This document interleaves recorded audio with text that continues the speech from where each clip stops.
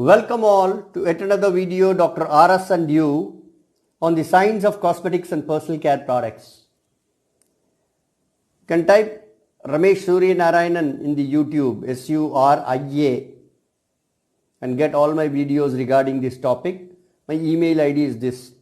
Today, we are in part 90, we will cover body powder.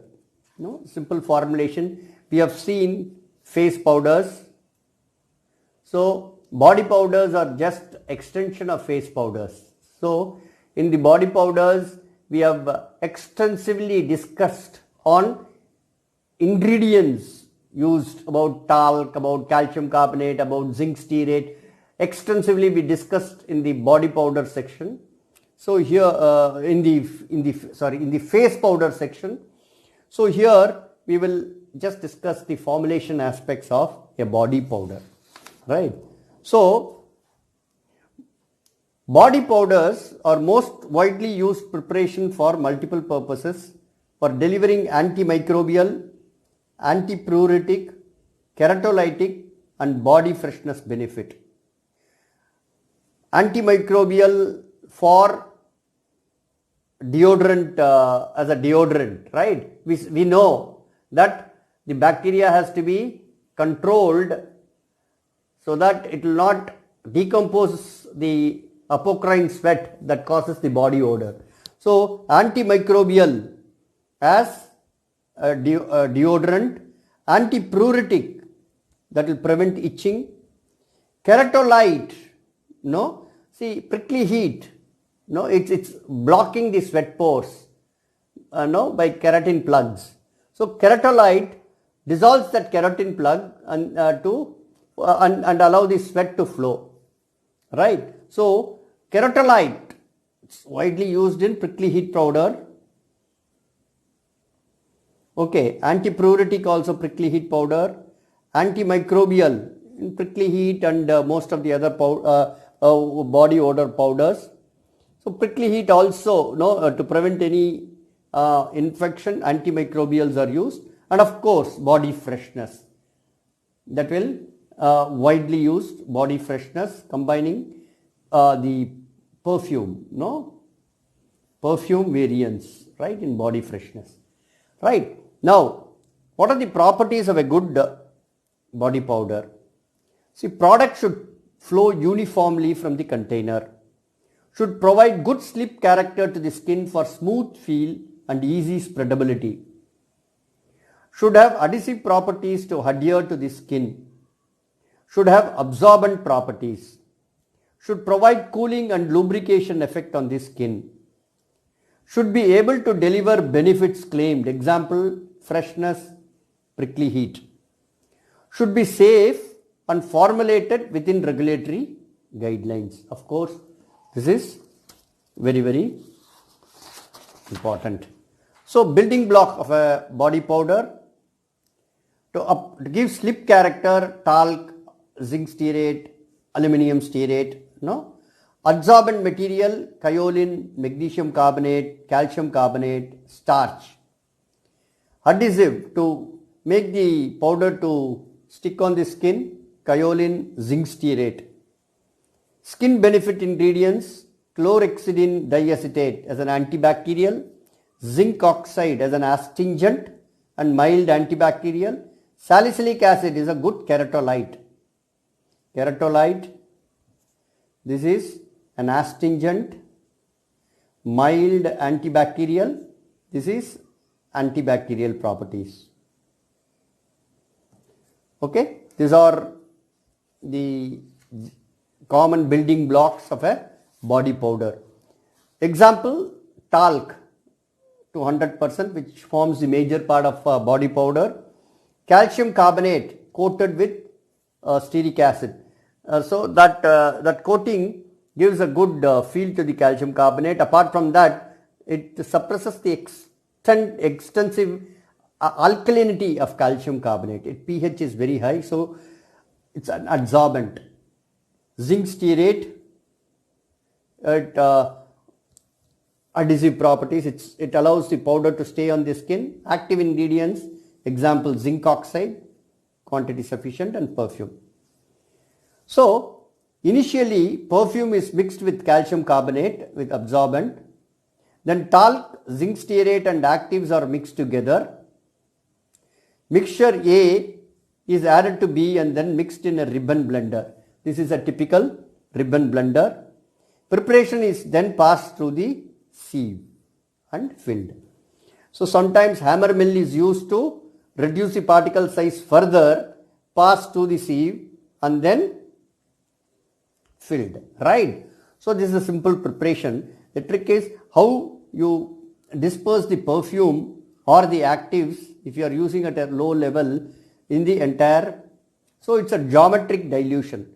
First it's sprayed in calcium carbonate, which is used at 12%, and then that is added slowly to the entire bulk so that the perfume gets blended in the full body powder. Same way some of the actives can also be added.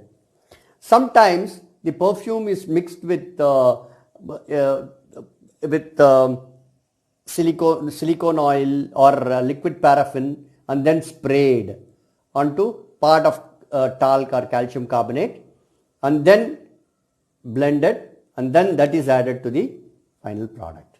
So that is how a simple preparation, but here the most important aspect is the factory. The talcum powder factory should be dust free, right? Cyclones should be there to absorb the powder dust, because the talc, any asbestos impurity, talc constantly inhaled can give a problem. So talc again has been into some problems, safety problems because of the asbestos content. So people are trying to move away from talc, but talc is an exceptionally good ingredient for body talc. It's very cheap and it is very functional, right? It's used for decades, but still people are just trying to move away from talc in the powder category. Not face powder. Face powder, it's used in small quantities, especially in body powders where huge quantities of talc are used, right? So instead of talc, people tend to use starch, right? Starch and modified starch. Okay, this is an ingredient, tapioca starch and polymethyl silcyloxane, dry flow TS starch, right? Basically used with kaolin, mica, titanium dioxide and tapioca starch as such, right? With perfume, right? So it's a talc free body powder. Lot of modified starches and starch, high grade starch has come into the market. So people use these starch and they formulate talc free body powder. So you can, I will see a photograph of the powders that is currently sold in the market. So Johnson & Johnson baby powder, you can see on the label formulated with starch, right? It's formulated now with starch.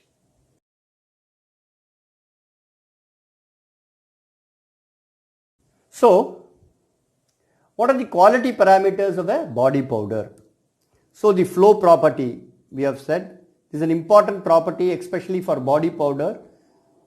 The flow as it comes out of the container, studied by measuring angle of repose of the product by allowing it to fall on the plate from a funnel and measuring the height and radius of the heap formed, right? From that you can find the angle of repose, right? By talc alone blended with various other ingredients in the formula, during formulation design, all these characteristics have to be ascertained. How the other ingredients you add in your talc affects this. The other thing is also, for certain weight of the powder to flow through the funnel can be measured. Also, the bulk density, from this bulk density of the powder. Bulk density also have to be measured. Then particle size obtained through sieve analysis. Abrasiveness can be studied by rubbing the powder on a smooth surface and studying the effect on the surface using microscope. So there should be no scratches, right? So bulk density is important. Batch to batch it should not vary, because the containers are designed to fill on weight basis. If the bulk density varies, there will be an issue. So bulk density has to be standardized during product development process, and the ingredients, each ingredient's bulk density should be standardized so that the final bulk density is achieved.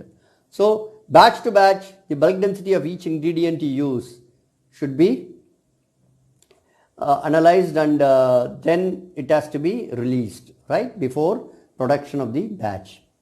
Particle size, of course, particle size of all the major ingredients have to be done in sieve analysis. Even individual ingredients can be analyzed so that the final product, there is no issue. Abrasiveness, perfume delivery is very, very critical, right? Your base compatibility with the perfume you use is very, very important. That has to be studied during the product development stage. Other thing, pH, moisture content, heavy metal content, microbial content, and now if you use talc, asbestos content, asbestos level, this has to be. So pH, moisture content, heavy metal, lead and iron, and plate count, microbiology, determined using suitable analytical techniques. So this is the general evaluation of a body powder. And of course, if you claim functions like prickly heat, you should have clinical study to substantiate the claim, right? Substantiate the claim, right? So this is the body powder. So this is what I want to discuss with you on body powder, right? Till I connect with you all in the next video. Thank you for listening to me. Be safe, be happy, be smiling. Bye.